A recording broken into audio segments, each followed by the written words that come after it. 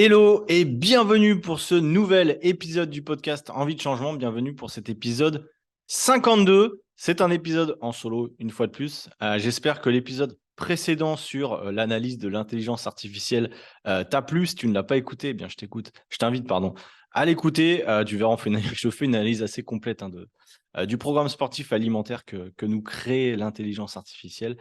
Et il y a eu pas mal de choses intéressantes. Donc, si jamais tu veux écouter cet épisode, eh bien, je t'invite à le faire.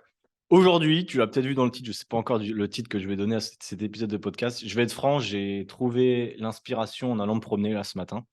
Tu le sais peut-être, mais je suis encore à Cape Town en Afrique du Sud. J'ai changé d'appartement et là, du coup, je suis vraiment à côté du Remblai. En gros, il y a la mer. Et je me suis dit, je vais aller me promener maintenant le matin. C'est la routine. J'ai la chance de pouvoir le faire et ça va être le thème du podcast aussi. J'ai la chance d'aller pouvoir me promener au bord de la mer. Alors, je ne suis pas très beau, mais au moins, j'ai trouvé de l'inspiration et je me suis rappelé quel épisode de podcast je voulais faire aujourd'hui. C'est difficile, et tu vas le voir aujourd'hui, c'est difficile de trouver des idées de contenu des fois. Ça va faire 2 ans, même aujourd'hui, le vendredi 3 mars d'ailleurs, quand je sors ce podcast, ça fait 2 ans que j'ai posté mon premier post sur Instagram. Donc, globalement, le début de mon activité ou de ma professionnalisation. Donc ça fait 2 ans. Ça fait 1 an et 2 mois que j'ai lancé le podcast. Tu vois, j'en ai parlé à début janvier. Et donc, je voulais faire une petite rétrospective de ce que j'ai appris finalement en 2 ans de création de contenu. Et le but derrière, c'est pas juste de te raconter ma vie comme d'hab, c'est de tirer des leçons.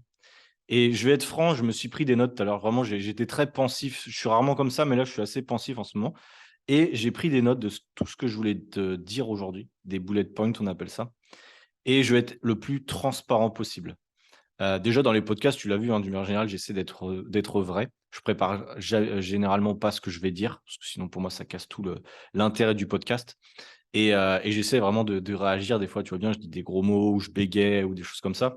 Et je trouve que du coup, ça fait la valeur du podcast, c'est que tu as une discussion, alors une discussion à sens unique, puisque je discute avec moi-même. Mais en fait, j'imagine que tu m'écoutes et qu'on discute, toi et moi, finalement, qu'on marcherait et qu'on discuterait de choses et d'autres. Et aujourd'hui, ça va être le thème aussi, c'est que je vais être totalement franc avec toi des difficultés aussi que ça a comporté. Et voilà. Tu le sais peut-être, je l'ai expliqué dans les premiers épisodes du podcast, alors il y en a 52 maintenant avec celui d'aujourd'hui. Donc j'imagine que tu n'as pas tout écouté. Et si tu t'as tout écouté, honnêtement, les 52, déjà merci beaucoup parce que ça me touche dans un sens. Ça veut dire que tu as perdu 52 fois du temps multiplié par au moins 40 minutes de podcast. Donc tu as perdu beaucoup de temps avec moi sur l'année 2022. Perdu ou investi, c'est toujours pareil. J'espère plutôt que tu vois ça comme un investissement. Je pense que si tu m'écoutes encore, c'est que tu as vu ça comme un investissement et c'est le but du podcast. Euh, mais voilà, on va faire une petite rétrospective et l'histoire en fait derrière mon lancement et pourquoi aujourd'hui je suis devant toi ou que tu m'écoutes aujourd'hui. J'en avais donc parlé lors des premiers épisodes quand j'étais en Australie. J'avais fait donc une année sabbatique entre guillemets. J'avais quitté mon emploi de commercial où j'étais en Alsace pour vivre une vie, une nouvelle aventure, une nouvelle vie potentiellement. Honnêtement, c'est un peu ce que je recherchais. Je cherchais une nouvelle vie. Voilà, j'avais le confort d'être salarié en France, d'avoir des horaires qui étaient OK. J'étais commercial, le taf en tant que tel me déplaisait pas. J'avais une équipe qui était bien et ça allait plutôt bien. Bon, le truc, c'est que j'étais à Strasbourg tout seul. J'avais dû quitter Nantes, d'où je venais. C'était mon choix. J'avais voulu m'expatrier dans un sens, enfin, changer d'environnement. Mais j'ai aussi, je me suis aussi rendu compte des difficultés que ça allait apporter d'être seul dans un sens, à partir à l'autre bout de la France. Bref, donc comme tu sais, je ne vais pas tout répéter, mais je suis parti en Australie pendant 2 ans et demi. Au début, je devais partir 1 an, enfin, je devais même faire 6 mois en Australie et 6 mois en Asie et faire ce petit tour du monde, quoi, et rentrer en France et après voir ce que je voulais faire, quoi.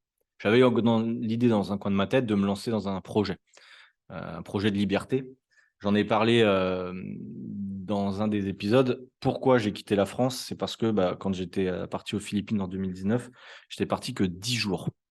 Et quand j'étais rentré de ce voyage-là, déjà, c'était un voyage extraordinaire. C'était ma première fois en Asie. Quand tu pars une première fois en Asie, généralement, tu as une vision qui est complètement. Enfin, surtout aux Philippines, qui est un pays incroyable. Ma vision des choses a changé sur beaucoup de choses finalement. Et, euh, et en revenant, je m'étais dit, ma décision est prise. Je veux prendre une année sabbatique. Je ne veux plus avoir 5 semaines de congé par an. C'était hors de question. Donc ça, pour moi, tu sais, ça a été le premier déclic, c'est de me dire, je ne veux plus être en mode salarié, je ne veux plus avoir 5 semaines de congé, je veux pouvoir vivre ma vie, je veux pouvoir voyager quand je le veux, en tout cas de la longueur que je veux. Ça, c'était le premier déclic et c'est ça qui m'a poussé déjà, premièrement, à faire un pas vers l'Australie. Parce que je sais qu'il y a beaucoup de gens qui, quand je suis parti ou même au démarrage, quand j'étais encore là-bas, qui me disaient, ouais, moi, j'ose pas y aller. Je sais que j'ai aidé beaucoup de personnes, enfin, j'ai conseillé des personnes à se lancer, je sais pas, une dizaine, une vingtaine de personnes qui m'avaient contacté sur Instagram à l'époque, qui hésitaient à se lancer, etc. Je les avais un peu poussés pour leur dire, bah, vraiment, c'est le bon choix, quoi. C'est clairement le bon choix. Et du coup, vous ne le regretterez pas. Moi, je ne l'ai pas regretté, évidemment. Et le deuxième déclic, je te fais un petit récap pour que tu comprennes un peu où je veux en venir après. Le deuxième déclic, ça a été quand, en Australie, moi, je faisais pas mal de taf alimentaire, je vais dire, on va appeler ça. Donc, c'est taf pour gagner notre vie et parce que le coût de la vie coûtait cher en Australie. Et puis, vu que j'avais déjà fait un an où j'avais un peu cramé de l'argent, le but, c'était ça. Pendant un an, c'était de voyager, mais j'avais cramé forcément tout mon argent en un an. Et derrière, vu que je suis resté plus longtemps à cause du Covid, je suis resté 2 ans et demi au final, eh bien, il fallait que je travaille. Je pouvais plus non plus faire n'importe quoi. Donc, j'ai commencé à travailler, tu sais, avec des tafs, des travails, je sais pas comment on dit. Du coup, je faisais pardon, beaucoup de ménage dans les hôtels, dans les centres de Covid, etc. Et je m'étais fait une promesse quand je suis arrivé à Melbourne. Donc, quand je suis arrivé à Melbourne, c'est là où j'ai commencé à faire mes études de personal trainer. Donc, j'avais déjà dans l'idée de devenir coach. Donc, c'était en janvier 2021, du coup. Donc, ça fait finalement pareil, un peu plus de 2 ans que je me suis lancé et que j'ai commencé à me former. Donc, tu vois, je suis très récent dans ce domaine-là. Et, et donc, voilà, je t'ai déjà raconté cette histoire-là, mais je vais quand même mettre le contexte. Et j'avais travaillé dans un hôtel à Melbourne. Je venais d'arriver à Melbourne, j'étais tout seul aussi. J'avais quitté mon pote que j'avais rencontré avant, on avait fait bien voyager. Et là, j'étais tout seul, du coup. Donc, j'étais vraiment solo du ghetto, vraiment dans cette aventure-là. Je rentre dans une classe avec des gens que des étrangers. Alors, il y avait un Français, du coup, avec qui j'ai bien sympathisé et on est encore en contact. Mais sinon c'était que des étrangers. Enfin, des gens, des étrangers. Oui, enfin, moi, j'étais un étranger aussi. Enfin, tu comprends ce que je veux dire. Il n'y avait pas d'Australiens, d'ailleurs, c'était vraiment que des gens étrangers. Mais voilà, des gens sympas. Mais quand tu arrives et tu connais personne dans une nouvelle ville, c'est toujours difficile, des fois, au début, de s'intégrer. Bref, je vais aller droit au but sur ça. Et en gros, je t'ai fait un taf qui me plaisait pas, faire du ménage. Tu te doutes bien que c'est pas forcément très rigolo. Si tu le fais aujourd'hui, de respect parce que c'est vraiment pas évident. C'est pas évident et en fait, j'avais perdu un peu le but de pourquoi je faisais ça. Et bref, il y avait une manageuse qui me parlait mal. J'avais à l'époque 30 ans, un peu moins de 30 ans, 29 ans. Et elle me parlait mal et voilà, ça me plaisait pas, j'en avais marre. Genre, dépêche-toi, nettoie bien, etc. Je me suis dit à 29 ans, même si tu es en Australie, t'as pas à te faire traiter comme ça. Voilà, c'est une question de valeur ou j'en sais rien. Voilà, enfin voilà, je sais pas comment exprimer ça, mais en tout cas, je l'ai mal vécu. Et je me suis fait une promesse, c'est de ne plus jamais travailler pour quelqu'un. Ça, cette promesse-là, je me la suis faite en février 2021. Et donc, tu te doutes bien, un mois après, enfin quelques semaines après, j'ai lancé mon compte Instagram. C'est totalement lié. C'est à ce moment-là que je me suis dit, parce qu'au début, quand j'ai commencé mes cours de personal trainer, je ne savais pas ce que j'allais en faire. L'objectif, c'était de rester un an de plus en Australie, c'était grâce au visa. Et je faisais déjà du sport, donc je voulais me perfectionner et comprendre les choses. Pour moi, j'étais curieux, je me suis dit, tiens, c'est une super opportunité de me former dans un pays autre sur le fitness, saute dessus. Est-ce que je savais à l'époque si je voulais devenir coach? Je ne sais pas. Je crois que je commençais à me renseigner, mais j'avais eu d'autres idées. En fait, je voulais lancer un business globalement pour travailler en ligne. C'était ça mon objectif. Je suis franc avec toi, je ne voulais pas devenir coach à la base. Et être coach en France, ça ne m'intéressait absolument pas. Et d'ailleurs, bon, on va y venir après, mais les coachs en France, sinon, bref, j'ai des problèmes avec ça. Donc voilà, c'était ma promesse. J'ai lancé mon compte Instagram. Le premier post est arrivé le 3 mars 2021. J'ai mis une story hier, donc jeudi, du coup, le 2 mars, où je vous montrais le premier post. Il est dégueulasse. Je crois que c'est les 5 choses à faire pour perdre du gras. Je vous dis, arrêtez de manger des gâteaux, prenez des fruits. Enfin voilà, des conseils vraiment tellement bateaux. Alors je sais que des fois, je fais encore des conseils un peu bateaux, mais j'essaie de m'améliorer. Mais là, c'était vraiment de la merde. Et voilà, mais tu vois, en fait, il faut se lancer. Le premier post, c'est le plus dur en général parce que tu penses que tu vas te faire juger, etc. Au final, déjà, tout le monde s'en fout. Et au final, il n'y a que ta famille et tes amis qui voient que tu as lancé un compte. Moi, je me souviens, le premier mois ou le deuxième mois, il n'y avait que ma famille ou que mes amis ou que des gens qui, tu vois, ils te soutiennent dans le projet. C'est toujours pareil. Je sais que j'en ai revu il y a peu de temps. Ils me disaient, ouais, on te soutient pour le projet et tout ça. On te soutenait pour le projet, mais c'est vrai que maintenant, ils me suivent même plus, tu vois. Parce qu'ils savent que j'ai plus vraiment besoin de soutien dans le projet et que maintenant, ça roule. Mais ça a été extrêmement difficile et on va commencer par ça sur cet épisode de podcast. mes difficultés, j'ai appelé ça mes difficultés au début. Ça a été extrêmement compliqué, ça a été un chemin semé d'embûches, contrairement à ce qu'on pourrait croire. Je sais qu'il y a des coachs des fois qui vont m'écouter ou aujourd'hui, vu que j'ai une grosse audience, entre guillemets, l'audience, c'est quoi? C'est les gens qui me suivent sur Instagram, on est 100 000. Il y a des gens, des fois, qui idéalisent un peu le nombre et qui pensent que c'est très facile pour moi, etc. Ça, je vais y venir aussi après, mais ce n'est pas du tout le cas. Quand j'ai commencé, donc moi, tu sais, je me formais au personal training via mes cours là-bas en Australie, j'en ai déjà parlé, mais voilà, c'était une super expérience déjà de parler anglais H24 avec des nouvelles personnes, apprendre un nouveau métier en anglais, c'est trop bien parce que j'apprenais plein de choses. C'était pas forcément facile parce que j'ai jamais été très bon en anglais, donc j'arrivais à comprendre, mais j'étais potentiellement l'un des plus nuls dans ma classe en anglais, pour te dire. Et malgré tout, c'était trop bien. C'était trop bien d'apprendre ça. J'ai vraiment un super souvenir, même si en tant que tel, les cours, surtout quand j'étais à Melbourne, le premier trimestre, c'était de la merde. C'était pas forcément ce à quoi on s'attendait, mais j'apprenais quand même des choses et c'était incroyable. Donc, je m'étais formé sur ça. Et directement, quand j'ai commencé à m'intéresser au coaching en ligne, je me suis également formé. Je ne sais plus si je t'en ai déjà parlé, mais en gros, j'ai suivi une formation de coach en ligne. Ça existe. Ce n'est pas des trucs du gouvernement, ce n'est pas des trucs officiels, évidemment, parce que déjà, le métier de coach en ligne en France, ça n'existe pas. Quand tu te mets à l'URSSAF, ils ne savent même pas ce que tu es. Donc, tu es obligé de te créer un statut un peu différent. Mais bref, et du coup, je me suis formé sur ça. Moi, tu sais, je regarde beaucoup YouTube. J'ai fait des épisodes sur ça et je regardais un gars qui s'appelle Lohan Boucher voilà, c'était coach peut-être que tu connais et du coup, c'est comme ça que j'ai commencé à me renseigner. C'était déjà quelqu'un qui était en place dans le milieu du coaching sportif, qui avait monté son école de formation, si tu veux, et je me suis formé très rapidement. J'ai directement compris, en fait, que tout seul, j'y arriverais pas. Déjà parce que j'étais à l'autre bout du monde, le coaching, déjà, de manière générale, le coaching en physique, déjà, j'étais en train d'apprendre et le coaching en ligne, j'étais encore plus loin. Donc, c'était en fait, je partais de zéro. Je sais qu'il y a des coachs, des fois, qui se lancent en ligne, qui ont déjà 10 ans d'expérience en physique. Moi, j'avais rien, zéro expérience. Donc, quand tu commences à donner des conseils à des gens, alors que toi-même, tu es en formation, on va parler de quelque chose qui s'appelle le syndrome de l'imposteur. Et pour le coup, c'était peut-être justifié. Le syndrome de l'imposteur, c'est quoi? Moi, je l'ai encore de temps en temps. C'est de faire des choses et de penser qu'on n'est pas légitime pour le dire. C'est-à-dire que moi, aujourd'hui, je crée du contenu sur le sport, sur la perte de poids, et ça m'arrive encore des fois de penser que je ne suis pas du tout le meilleur pour en parler, que je ne suis pas un expert, que je n'ai pas réussi grand-chose et que pourquoi les gens m'écouteraient. C'est ça qui se passe. Le syndrome de l'imposteur, on l'a tous dans plein de domaines. Le truc, c'est que vu que je n'avais pas le choix, je m'étais fait une promesse. Je m'étais dit de jamais travailler pour quelqu'un de nouveau. Donc, je n'ai pas eu trop le choix. Je me suis mis une pression et c'est cette pression-là qui m'a fait passer à l'action. Je te fais un petit parallèle sur la perte de poids ou sur ta transformation, sur ce que tu veux. Peut-être au niveau professionnel, tu veux te lancer. Si tu te mets des deadlines, si tu te mets une pression, si tu te mets un peu face au mur, tu ne vas pas avoir le choix. Si tu restes dans ta zone de confort, par exemple, si tu gardes ton même travail et que tu te dis, ouais, je me lancerai en annexe à côté à faire un autre taf ou la perte de poids, oui, je verrai au mois de juin parce que voilà, si tu ne trouves pas vraiment le pourquoi et une raison suffisamment forte, c'est vrai que tu ne vas pas tenir. Moi, ma raison était très forte dans le sens où j'avais une envie de liberté, tu l'as compris avec mon voyage aux Philippines, et j'avais une envie de ne plus travailler pour quelqu'un.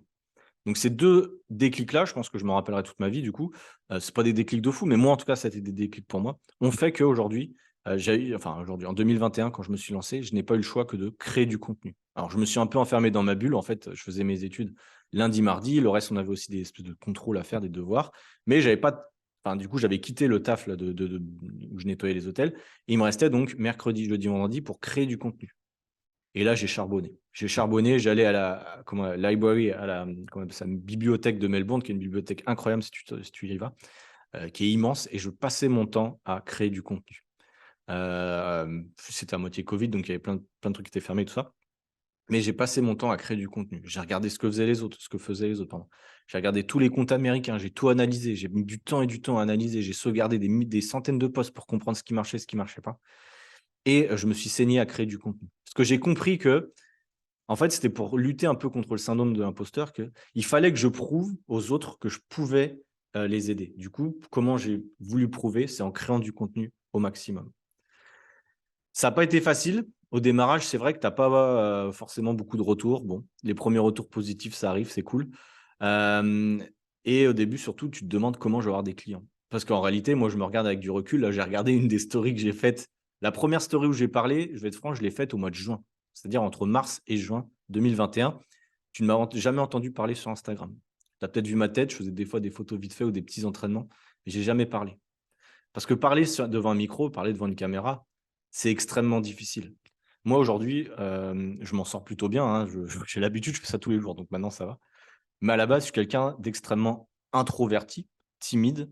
J'ai du mal avec le regard des autres et parler en public, ça a toujours été pour moi une épreuve et c'est difficile. C'est très difficile. À l'école ou quoi, ça n'a jamais été un point fort. Même tu fais un repas avec plus de 4 personnes, déjà, je suis perdu. Je ne vais pas pouvoir prendre la parole et c'est difficile. Maintenant, un peu moins, mais au début, c'était très difficile. Et donc, parler devant une caméra, alors à l'époque, c'était des dizaines, voire centaines de personnes, c'était extrêmement difficile. Et ma première story où je parle, elle est catastrophique. Il y a des blancs, je parle comme un robot, on dirait que je suis un journaliste, du JT de France 2. Enfin, c'est n'importe quoi, vraiment, c'est n'importe quoi. Peut-être tu as vu la story, là, vraiment, je l'aurais postée aujourd'hui. Heu, je vais vous montrer un peu l'évolution. Mais très difficile, très difficile.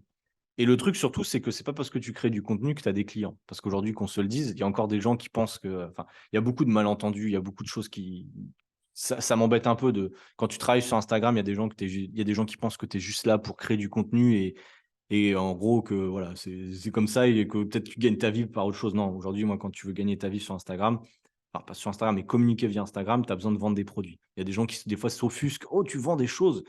Oui, on vend, mon métier, c'est d'accompagner des gens à perdre du poids.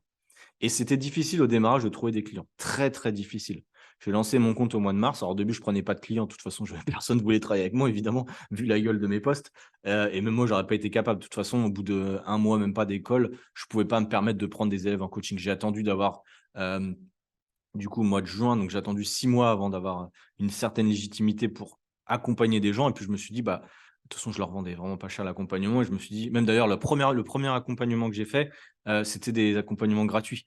J'avais fait un concours pour les 1000 abonnés où je me souviens d'ailleurs très bien, c'est Mohamed qui avait gagné le concours et du coup que j'avais accompagné sur 3 mois. C'était trop cool parce que c'était enfin, je sais pas s'il m'écoute encore, mais ça m'étonnerait.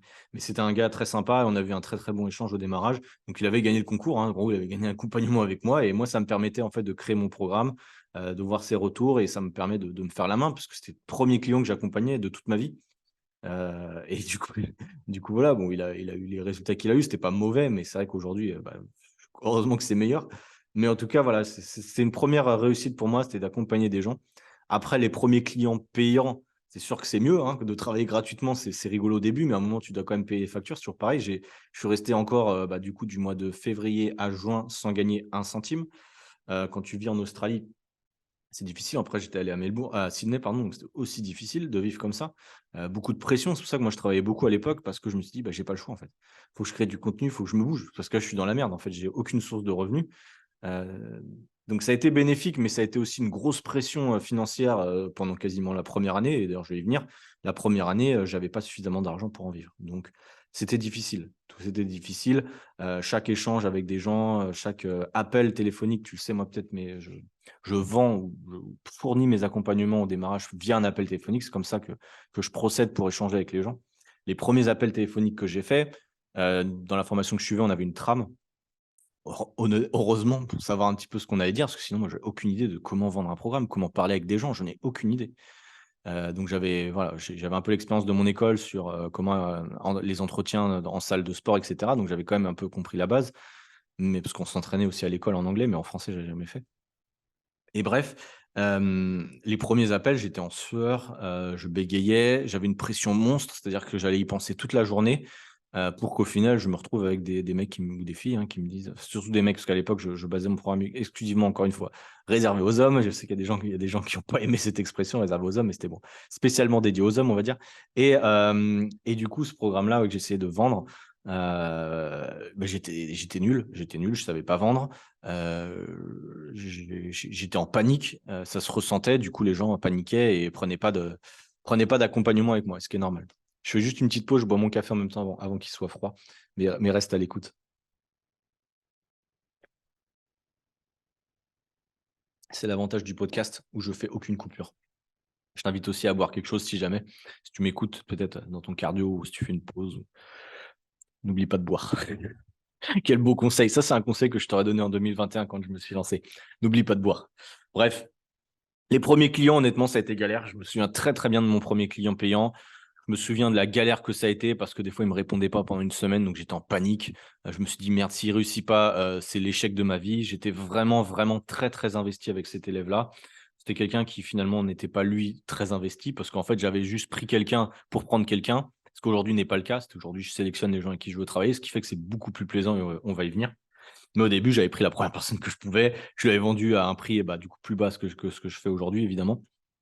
Parce que déjà, je ne savais pas vendre. Et donc voilà. Il avait même négocié, si je ne me trompe pas. Enfin, c'était n'importe quoi. C'était n'importe quoi. C'était très difficile. La réussite de mes élèves, vraiment, ou l'échec de mes élèves au démarrage m'impactait énormément. Au début, j'avais 1, 2, 3 élèves, 4 élèves, 5 élèves. Pendant 6 mois, j'ai eu que 5 élèves en moyenne. C'était bien dans un sens, c'est que je pouvais les suivre beaucoup. Mais ça me mettait beaucoup de pression par rapport à leur réussite et leurs échecs. Et du coup, c'était difficile. Alors, j'avais des bons élèves au démarrage. J'ai en tête, peut-être qu'ils m'écoutent, mais j'ai en tête Thomas, j'ai en tête François, qui ont été, tu sais, peut-être que tu connais parce que j'ai fait des témoignages avec eux, qui ont été mes 2 élèves phares, entre guillemets, au démarrage. Peut-être que j'en oublie au démarrage, je m'en excuse. Mais ça a été, Thomas, en plus, c'est devenu presque un ami parce qu'on s'est rencontrés à Sydney plusieurs fois. On s'est entraîné et voilà, c'est un super gars. Et François aussi, c'est un gars avec qui on a eu un très très bon feeling, une bonne accroche et au final on a eu une bonne transformation au démarrage et c'était top. Quand j'ai compris en fait l'impact du coaching en ligne et les relations humaines que ça pouvait avoir derrière, surtout moi qui étais en Australie, j'étais un peu solo aussi un moment en Australie parce que il y a des moments, je vais être franc, j'avais pas trop de potes ou alors c'était des potes écossais ou je sais pas quoi, mais du coup c'est pas pareil, tu vois, on se voyait pas tout le temps, on n'avait pas forcément les mêmes délires. Toujours la barrière de la langue et puis la culture hein, forcément.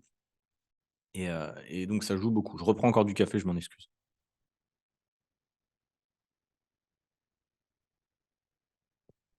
Ah, je suis encore là. Et donc voilà, ça me permettait d'avoir un contact avec la France. Moi, ce compte Instagram-là, les commentaires. Des fois, tu vois, je commençais à avoir 1000 followers, 2000 followers, 5000 followers. Je me souviens très bien de toutes ces étapes-là, en fait, hein. Je me souviens de la première story. Je me souviens de quand je suis monté à 5000. Je me souviens quand je suis passé à 10 000. Je me souviens très bien où j'étais. Je me souviens de la story que j'ai fait. Ça, c'est des moments clés, en fait. Alors, pour certains, ça va paraître, oui, on s'en fout du nombre de followers. Oui, on s'en fout. Mais c'est quand même une étape quand tu charbonnes pendant 6 mois ou 8 mois à faire un post par jour, hein, parce qu'on va y venir, mais aujourd'hui, ça fait 2 ans que j'ai créé mon compte. J'ai créé un post, voire 2 par jour. Donc, c'est quand même une pression assez énorme et c'est pas forcément évident. Donc, voilà. J'ai eu beaucoup de peur en point numéro 4, je me suis mis peur de ne pas réussir. Doute, ma promesse de ne plus jamais travailler pour quelqu'un. Ouais. En gros, je voulais, donc, comme j'ai dit, hein, je me suis fait la promesse de jamais travailler pour quelqu'un.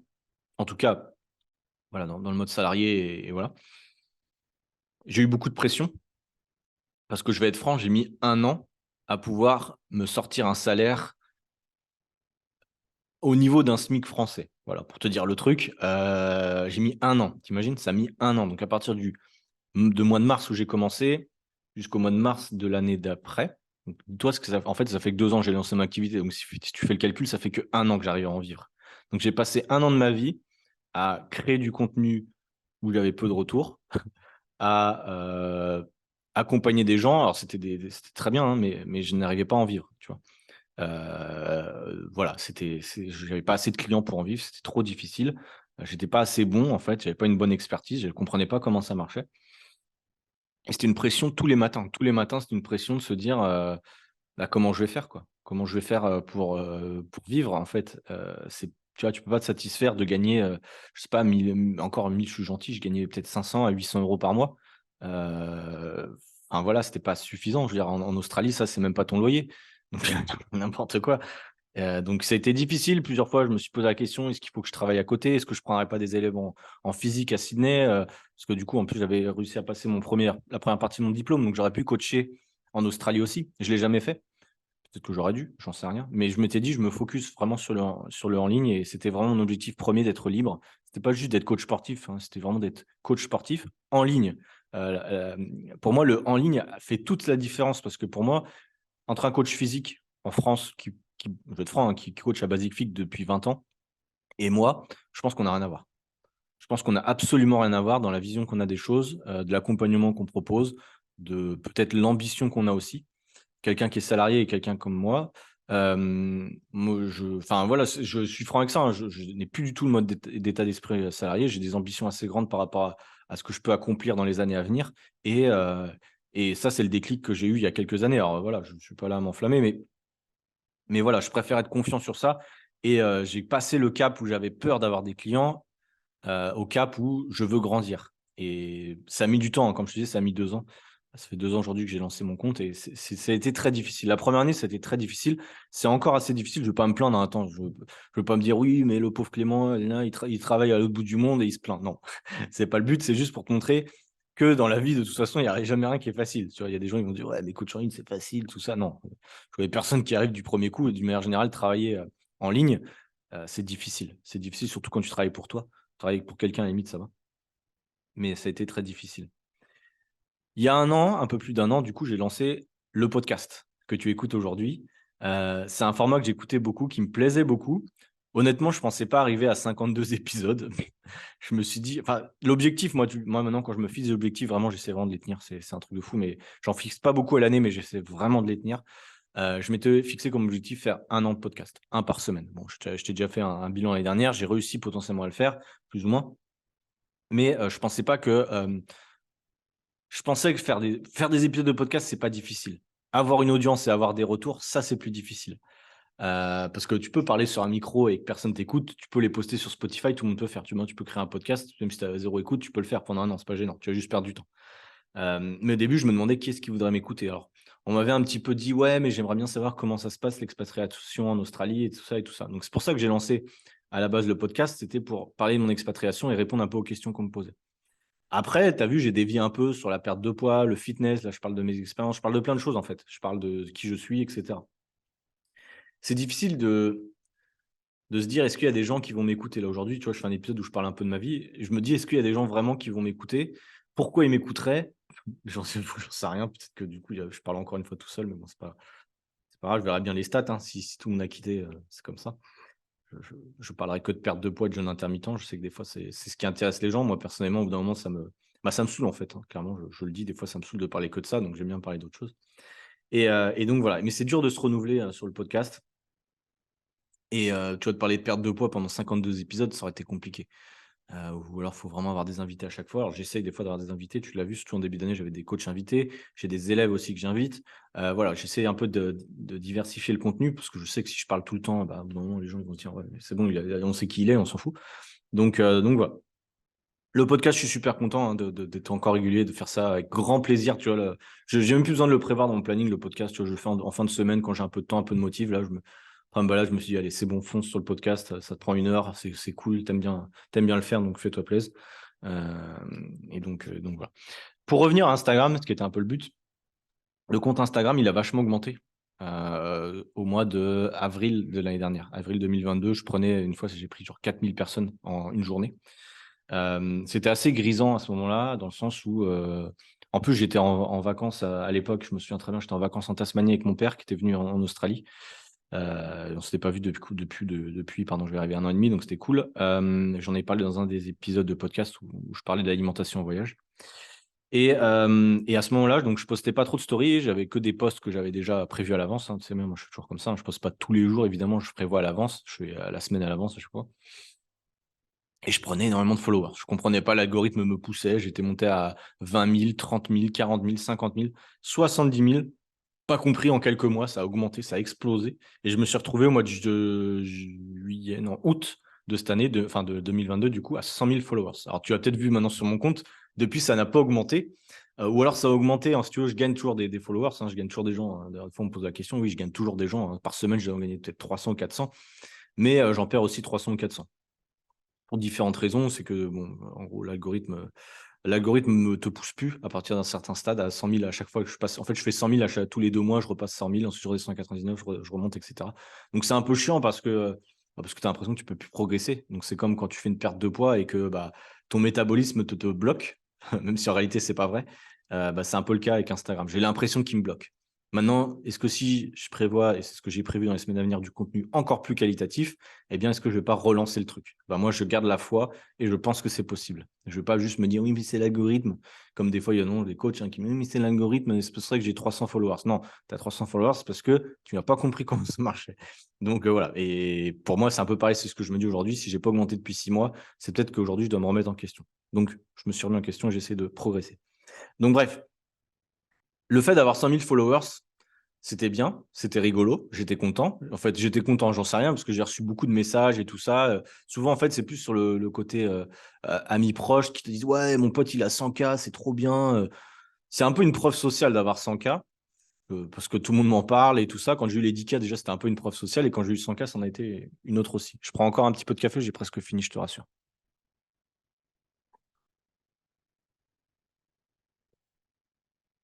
Sauf que quand tu as 100... Pardon. Sauf que quand tu as 100K, les gens pensent que tu es un influenceur. Les gens pensent que tu gagnes beaucoup d'argent. Les gens, quand ils me demandent, alors, tu as combien de clients? Parce que ça, par exemple, mon père, il me demande tous les 2 mois, tu as combien de clients? Je peux lui dire 10, je peux lui dire 50, ça ne veut rien dire, parce qu'en réalité, ça dépend de combien les clients payent. Mais ça a été difficile parce que, en fait, j'ai une pression du chiffre. Et même dans ma profession, j'ai beaucoup de coachs qui sont venus me parler et beaucoup de coachs qui ont beaucoup moins de followers que moi et qui gagnent beaucoup mieux leur vie que moi. Et ça a été difficile parce que je me suis souvent remis en question. Je me suis dit, mais attends, tu as une grosse audience, tu as beaucoup de gens qui t'écoutent, mais tu n'arrives pas à en vivre vraiment. À l'époque, c'était au mois d'août, j'arrivais à un peu mieux en vivre. Je ne vais pas non plus cracher dessus, mais c'était pas même pas encore suffisant vu le style de vie que j'avais, vu les dépenses que j'avais. Honnêtement, c'est même pas suffisant pour vraiment être à l'aise, tu vois. Ça a été très difficile quand même parce que du coup, j'avais la pression de me dire: «J'ai beaucoup de gens, mais je ne sais pas quoi en faire, qui me suivent». Il y a beaucoup de gens qui me demandent de l'aide, mais je ne sais pas comment les aider. Je ne sais pas comment les aider, je ne sais pas comment m'aider aussi, à vivre de ça. Parce qu'en réalité, je vais être franc, c'est très bien d'aider les gens, hein. Moi, je suis totalement transparent avec ça. J'aime aider les gens, mais tu peux pas tenir un compte Instagram juste pour aider les gens et vivre comme un clochard. À un moment, il faut être logique. Je veux dire, c'est pas tu peux pas. Enfin voilà, moi en tout cas, c'est ma vision des choses. Bref, du coup, voilà, j'avais beaucoup de pression par rapport à ça. Heureusement, depuis, j'ai compris que c'était le travail sur le long terme qui payait, que les gens qui te découvrent, par exemple, tous les gens qui m'avaient découvert 2-3 mois à l'avance, ne me faisaient pas confiance, ne savaient pas qui j'étais. Forcément, sur Instagram et sur internet, là, j'ai beaucoup d'appels en ce moment avec des gens. J'ai eu des gens qui pensaient que j'étais un arnaqueur parce que j'habite pas en France, qui pensent que je suis un influenceur véreux, que je vais les arnaquer, et cetera. Et moi, au début, ça me faisait rire. Des fois, ça me fait encore rire des fois quand j'ai des gens qui sont suspicieux comme ça. Alors, j'essaie de les rassurer, mais en même temps, qu'est-ce que tu veux que je les rassure? Moi, ça fait 1 an que je fais du podcast, ça fait 2 ans que je suis sur Instagram. J'ai des témoignages à gogo maintenant en vidéo, ce qui était difficile à avoir. D'ailleurs, au démarrage, tu n'as jamais personne qui veut faire un témoignage. Mais maintenant, j'ai des très, très bons élèves et d'ailleurs, je vais y venir. Mais du coup, du coup, je peux pas faire mieux, tu vois. C'est pas de ma faute si, s'il y a des arnaques sur Snapchat avec des guignols sur Dubaï, tu vois.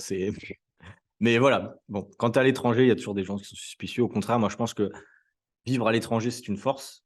C'est quelque chose d'incroyable. Ça me permet d'avoir une ouverture d'esprit qui est ouf. Et ça me permet surtout d'être focus. Et je vais y venir après. Mon style de vie que j'ai aujourd'hui me permet d'être ambitieux, me permet d'avoir de la créativité, me permet d'être content dans ce que je fais. Et bref, sans ce style de vie-là, je pense pas que je pourrais faire coach en ligne. Si j'étais en France, je te le dis, je pense pas que je pourrais le faire. Trop difficile pour moi.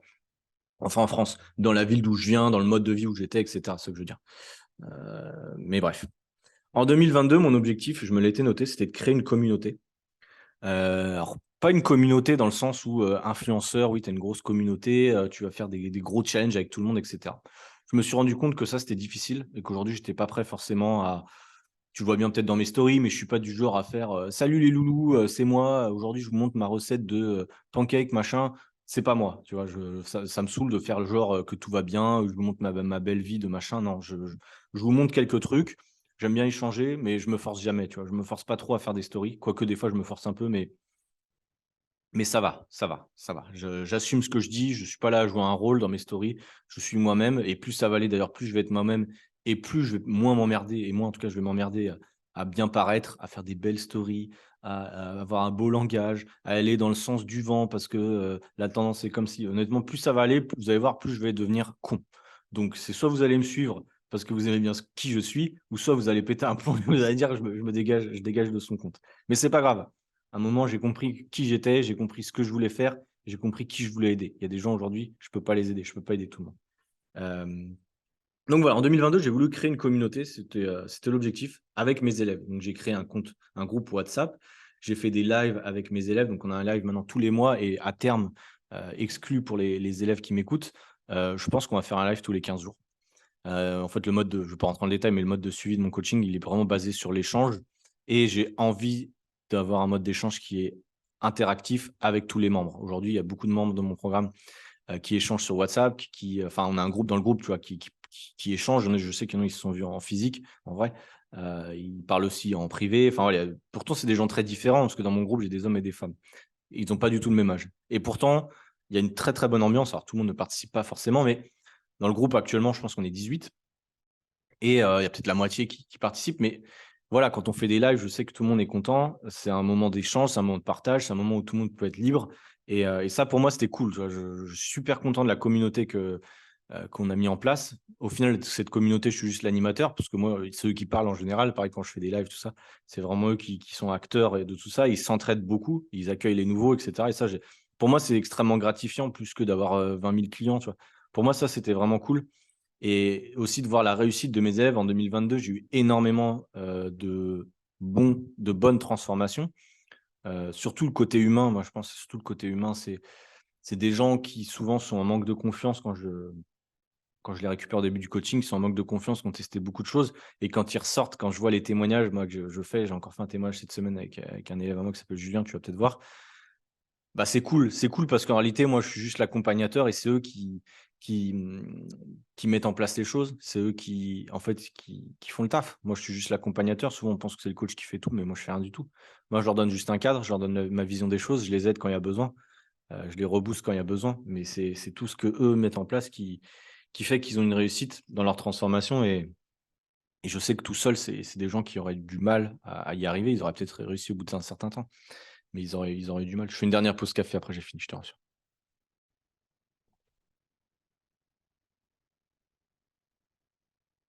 Merci. Ça y est, j'ai fini. Je suis vraiment débile des fois. Mais voilà, la communauté qu'on a créée, elle est incroyable parce que du coup, ça permet aussi d'avoir, je vais être franc, des élèves qui restent longtemps dans le programme. Aujourd'hui, je ne sais pas le taux de renouvellement dans le programme, il est hyper élevé. Je suis super content pour ça parce que ça me permet de plus devoir courir derrière les gens pour essayer d'avoir de nouveaux clients pour pouvoir en vivre. Sur le mois de février, je vais être totalement transparent avec toi, j'ai fait mon meilleur mois. J'ai fait mon meilleur mois depuis mon lancement. C'est le premier mois où je suis quand même satisfait des chiffres que j'ai faits. Je parle de chiffres parce que c'est un business. Je suis totalement transparent avec toi aussi. Voilà, je suis pas là juste à. Je l'ai déjà dit. Moi, le but premier, c'était d'être libre. Le deuxième but, c'est d'aider les gens. Mais le but premier, c'est d'en vivre. Voilà. Je ne veux pas te dire oui, mais moi, je suis là pour aider les gens, la communauté, nanana, nanana. Non. Logique. Voilà. Bref, je le redis comme ça, c'est clair. Mais il faut prendre plaisir avec ce qu'on fait. Si je prenais pas plaisir avec ce que je faisais, si j'aimais pas aider les gens, je pense que j'aurais arrêté depuis bien longtemps. La première année où je galérais comme un chien, j'aurais déjà arrêté. Donc bref, la communauté qu'on a créée, les témoignages que j'ai reçus là depuis quelques temps, la réussite des élèves, elle est incroyable. Vraiment, je ne pensais pas qu'on aurait autant de réussite dans le programme. Je suis très content et je pense que ça m'encourage vraiment à continuer, à garder toujours la partie humaine du programme parce que le but, c'est ça. C'est pas comme les programmes d'influenceurs, tu sais, où tu achètes des programmes à 20 €, où au final, l'accompagnement, il n'existe pas. Tu as un mail du mec ou une vidéo. Au final, si tu as une question, c'est un coach lambda qui va te répondre ou un assistant virtuel ou je sais pas quoi. Et tu as rien, en fait, c'est nul. Enfin, c'est pourri. Un programme, tu peux taper sur Google. Maintenant, même avec ChatGPT, tu l'as vu, tu peux trouver un programme. Donc, ce qui te manque, c'est pas un programme, ce qui te manque, c'est un accompagnement. Et ça, l'accompagnement, il n'y a qu'un coach comme moi, comme moi, une personne humaine, qui peut te le fournir. Mais bon, bref. Ça, pour moi, c'était une grosse réussite de l'année 2022. Je vais encore pousser sur ça. En point numéro 8, t'inquiète, je vais pas te prendre trop longtemps non plus dans cet épisode. Je sais que je parle beaucoup, mais ça me fait du bien aussi des fois de parler dans les podcasts tu vas le voir, le but, c'est ça aussi, c'est de savourer les victoires. Comme je te disais, février, c'était un mois pour moi, il y a eu beaucoup de demandes sur le coaching. Je ne sais pas ce qui s'est passé en réalité. Le système que j'ai mis en place, les conversations, j'ai créé beaucoup de conversations avec pas mal de monde, j'ai fait beaucoup de lives. Là, on va refaire un live dimanche. Je pense que ça joue aussi. Je pense que le fait de me voir, le fait de. Puis la période, peut-être février, il y a des gens qui cette fois, pensent qu'ils ont besoin d'aide. Et du coup, moi, je suis là pour les aider, évidemment. C'est cool. Je ne sais plus où je voulais en venir, mais le mois de février, là, et surtout, là, je suis en train de clôturer le mois, on va dire. Ça me permet enfin de souffler, d'être plus serein, on va dire. C'est la première fois en 2 ans que je suis serein, t'imagines, que depuis, je vivais à perte quasiment. C'est-à-dire qu'avec mon style de vie actuel, c'est-à-dire que je voyage assez régulièrement, je vis de Airbnb en Airbnb.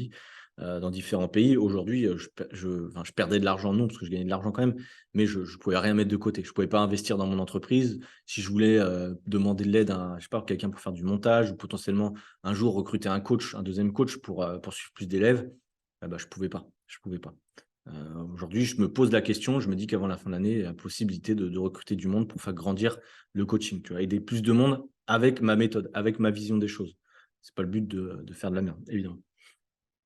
Donc, voilà. Et en fait, pourquoi je te dis ça, c'est parce que j'ai aussi vu lors des échanges que j'ai avec mes élèves, c'est que j'ai beaucoup d'élèves qui font des transformations, qui sont comme moi. C'est-à-dire que, ah oui, tiens, non, ça y est.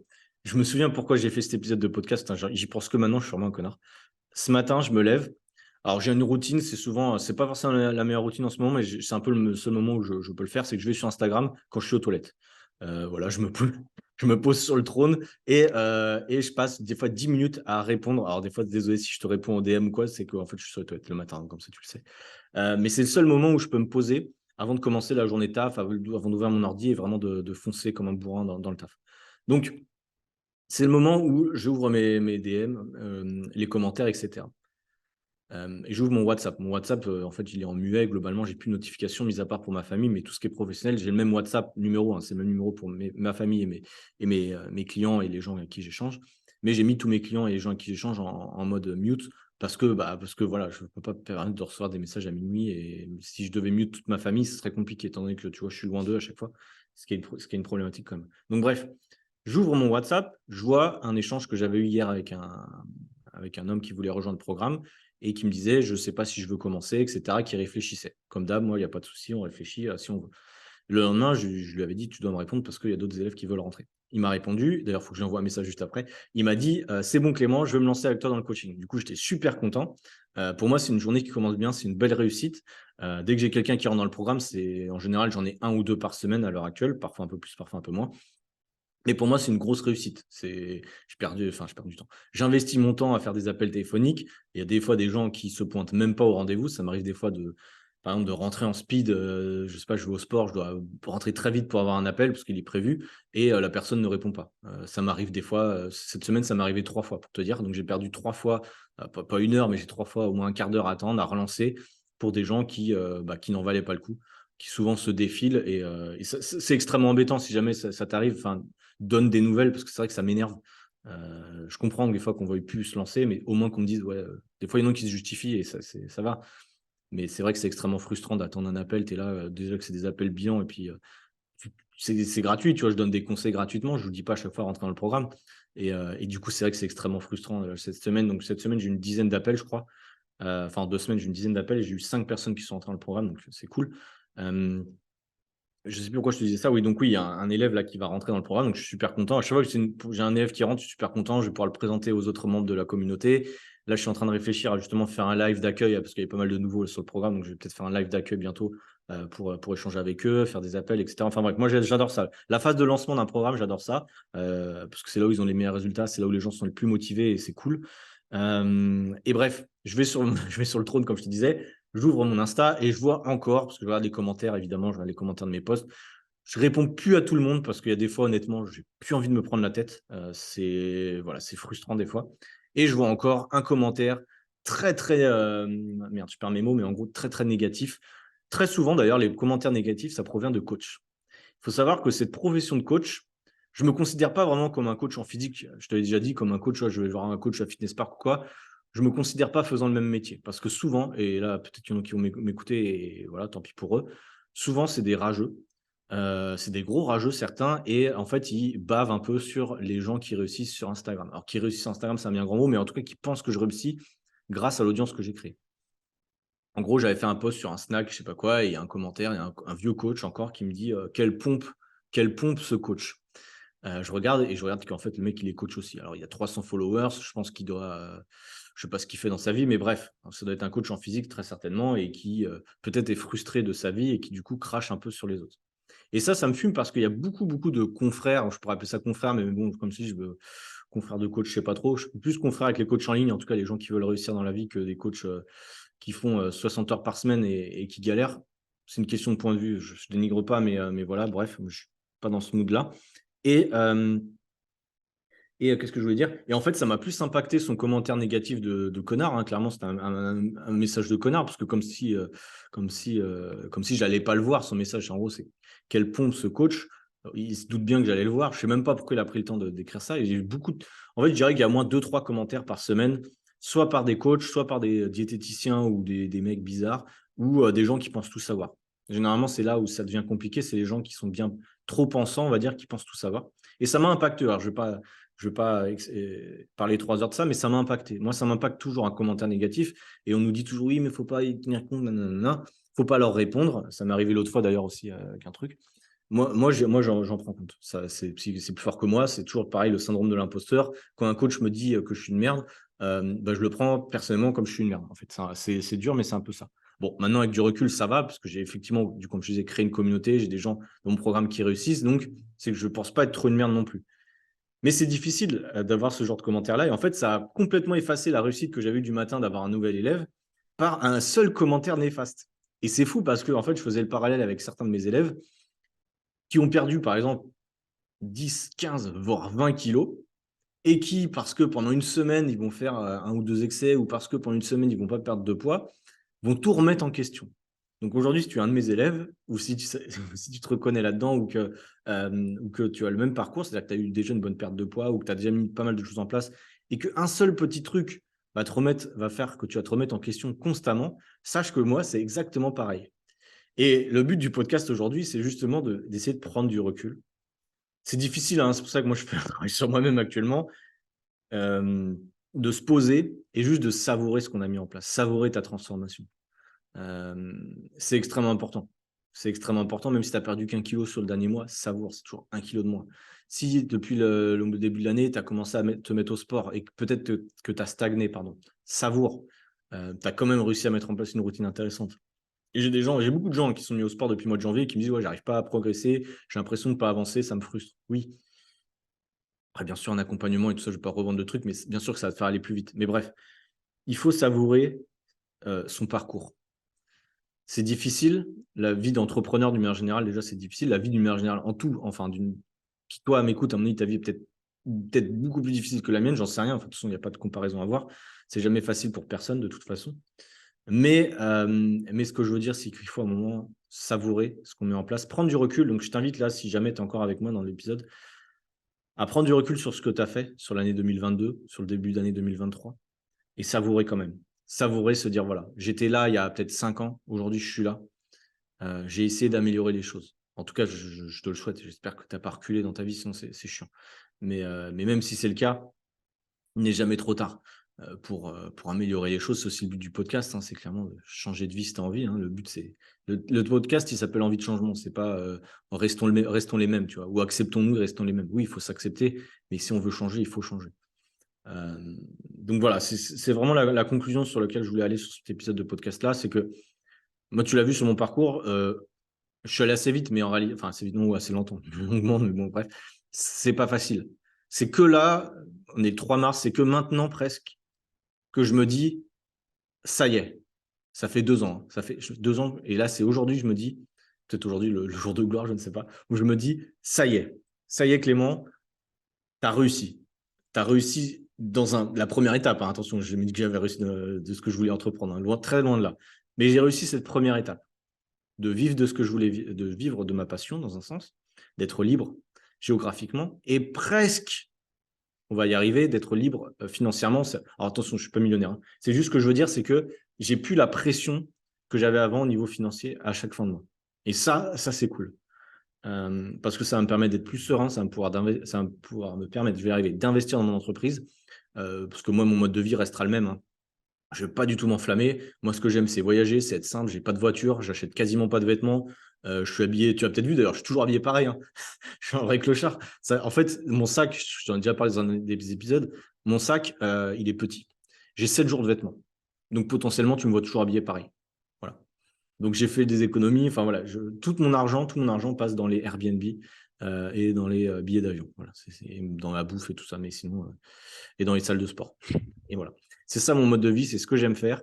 Et, et tu vois, il y a 2 ans en arrière, je pensais que j'allais y arriver, mais je pensais pas que ça prendrait autant de temps. Je pensais que ça serait plus facile que ça. le fait de m'être fait accompagner, je pense que ça aide. Aujourd'hui, je suis encore dans la formation. Je t'ai parlé du gars qui s'appelle Loan Boucher. Je suis encore dans la formation de cette personne-là. Et aujourd'hui, il faut savoir que, alors, c'est dans un sens gratifiant, c'est qu'aujourd'hui, je fais des témoignages pour lui. Je fais des interventions pour lui en expliquant mon parcours, en expliquant ce que j'ai mis en place pour d'autres coachs qui se lancent. En fait. Aujourd'hui, j'essaie de montrer aux autres coachs en ligne comment on peut réussir ou comment on peut, tu vois, j'ai mis 2 ans, donc je ne peux pas m'enflammer, mais comment on peut essayer de vivre de son activité. Parce qu'aujourd'hui, il y a beaucoup de coachs en ligne qui veulent y arriver. Je ne sais plus le pourcentage, mais je pense que le pourcentage de gens qui vont vraiment réussir à en vivre pendant plusieurs années, peut-être 5 ans, il est très, très faible. Je ne sais pas, 10, 20%, même pas de ceux qui vont se lancer vont réussir à tenir. Pourquoi? Parce que les 2 premières années, c'est galère. Ou la première année, c'est galère. Donc, bref. Et du coup, le fait de maintenant pouvoir partager mon expérience avec d'autres, là, potentiellement, alors, normalement, ça devrait se faire, mais je vais revenir en France à Annecy fin mars. Et il y a un événement qui est créé pour le coaching en ligne avec d'autres coachs. On sera à peu près 80, je crois. Et j'ai la chance et l'honneur, dans un sens, d'être invité pour pouvoir échanger sur certains sujets. Donc, pour parler en public devant tout le monde. Donc, pour moi qui suis extrêmement introverti, pour moi qui ai lancé mon truc tout seul dans ma chambre en Australie, sans être coach, sans connaître Instagram, en connaissant rien, 2 ans après, de me dire qu'aujourd'hui, j'aide des gens grâce à la communauté que j'ai créée, sur Instagram d'une manière générale, j'aide des gens plus précisément dans mon programme d'accompagnement. Aujourd'hui, ça va être une vingtaine par mois, avec des vraies transformations, avec des vraies relations humaines. Le fait de pouvoir partager mon expérience avec d'autres coachs en ligne, eh bien, le fait aussi surtout d'avoir travaillé sur moi, de plus être le gars introverti et le gars qui a peur de parler en public, le fait d'être à l'aise, le fait de... Je ne suis pas vraiment extraverti maintenant, même pas du tout, je suis toujours le même. Mais voilà, j'ai beaucoup moins peur, j'ai beaucoup moins la pression, tu vois, je ne suis plus forcément tout rouge quand on va me parler, ce qui était le cas avant. Euh, donc voilà, je suis content de cette évolution, je commence seulement à le réaliser et toi, je t'invite vraiment une nouvelle fois pour terminer cet épisode-là à le réaliser parce qu'il faut. Il faut le réaliser. C'est pas... Il y a peu de gens qui vont te dire. Enfin, moi, c'est vrai que je reçois de plus en plus, et ça, c'est cool, de gens, des potes ou de la famille un peu moins, mais enfin, si, ça peut m'arriver, mais des gens qui comprennent ce que je fais. Parce que c'est pas évident hein, quand tu te lances là-dedans, il y a beaucoup de gens qui ne comprennent pas, hein, clairement. Beaucoup de gens qui ne croyaient pas non plus que j'allais réussir. Hein. Même des gens très proches, je le sentais qu'ils se disaient, ouais, il va tenter son truc, mais il n'est pas fait pour ça. Quoi. Il ne va jamais parler en public devant des gens, c'est impossible. Tu vois.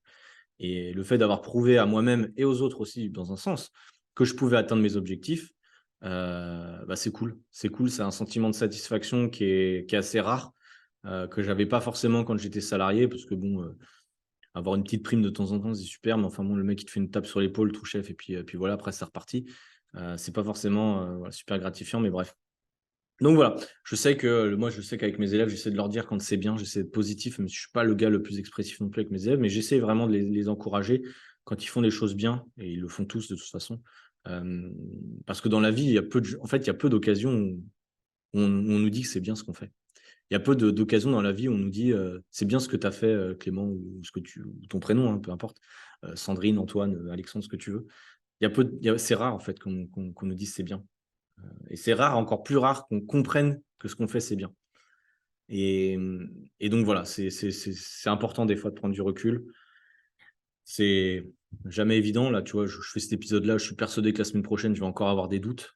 Ça m'arrive tout le temps. Il n'y a même pas une semaine, j'étais en gros doute sur mon activité. Je suis tout le temps en doute. Dès que j'ai une semaine où j'ai pas forcément beaucoup de gens qui rentrent dans mon programme, où j'ai un élève peut-être qui va arrêter, ou j'ai un élève qui va stagner, ça va me mettre un moment de doute et ça va être très compliqué pour moi à gérer. Mais voilà, c'est comme ça, il faut prendre du recul, l'expérience fera que voilà. Mais voilà, on lâche rien et c'est pareil sur tes objectifs, ne lâche rien. C'est important. Il faut se satisfaire des petites étapes. C'est pour ça que le processus que tu mets en place dans ton activité, si tu veux développer, je sais pas, si tu veux développer un business, ou bien juste dans ta transformation de perte de poids ou l'atteinte de tes objectifs, peu importe, savoure aussi le parcours que tu mets en place. Ne sois pas trop extrême avec toi-même, c'est-à-dire ne mets pas, si tu fais un régime pour perdre du poids qui est extrême, tu as 1000 calories, tu fais plein de sport, déjà ça c'est de la merde, arrête tout de suite. C'est trop, voilà, c'est trop. C'est trop. Et c'est pas comme ça que tu auras les meilleurs résultats. Faut voir long terme. C'est toujours pareil, voir long terme, c'est pas évident. Moi, j'ai vu long terme aussi sur mon truc, hein, mais voilà. Bref, je pense que c'est tout ce que je voulais te dire aujourd'hui. C'est un épisode un peu freestyle. J'avais des choses à dire. J'espère que ça t'a plu. Enfin, je sais que c'est pas un épisode qui va plaire à tout le monde parce qu'il y a des gens qui vont pas comprendre ce que j'ai dit. Il y a peut-être des choses que j'ai dit qui étaient un peu brutes. Bon, bref, mais tu vois, maintenant je suis comme ça, je me prends plus trop la tête. Peut-être que je vais réécouter l'épisode dans 2 mois et je vais me dire, putain, mais je suis con en fait, pourquoi j'ai dit ça? Mais c'est toujours pareil, quand tu dis quelque chose sur l'instant T, bah, ça veut pas dire que tu vas le penser dans 2 mois ou peut-être que demain j'aurai déjà pensé à autre chose. Mais voilà, c'était ma vision aujourd'hui des choses. Aujourd'hui, le 3 mars, à 10h10 AM, ici, qui fait 9h en France. Mais voilà, c'était ma petite, mon petit partage du jour en podcast. Si jamais cet épisode t'a plu, comme d'hab, hein, tu peux laisser une review. Tu peux me laisser 5 étoiles sur Spotify, tu peux laisser 5 étoiles sur Apple Podcast, tu peux même laisser un commentaire sur Apple Podcast si tu veux le faire. Ça me ferait plaisir. Tu peux aussi regarder ma tête coucou de nouveau sur Spotify. Oui, tu as la version vidéo maintenant. Alors, bon, je ne sais pas si ça apporte vraiment grand-chose, mais au moins tu peux voir dans le contexte dans lequel je suis. Pareil, je poste les podcasts sur YouTube désormais si jamais tu veux écouter directement sur YouTube pour X raisons. J'avoue que je n'ai pas encore compris pourquoi les gens écoutaient les podcasts sur YouTube. Euh, Pourquoi, je ne sais pas, mais il y a des gens qui écoutent vraiment des épisodes sur YouTube, donc pourquoi pas. Peut-être des gens qui ne veulent pas payer Spotify d'ailleurs, ou Apple Podcast, je ne sais pas d'ailleurs. Je me pose si c'est payant d'ailleurs, cette histoire-là. Mais bref, c'est la fin de cet épisode. Je vais te laisser. Je te souhaite un excellent début de journée ou fin de journée comme d'hab. Et on se donne rendez-vous pour le prochain épisode, certainement la semaine prochaine. Merci pour ton écoute en tout cas, c'est un épisode spécial, donc voilà, n'hésite pas à me faire un petit retour si ça t'a plu. À bientôt.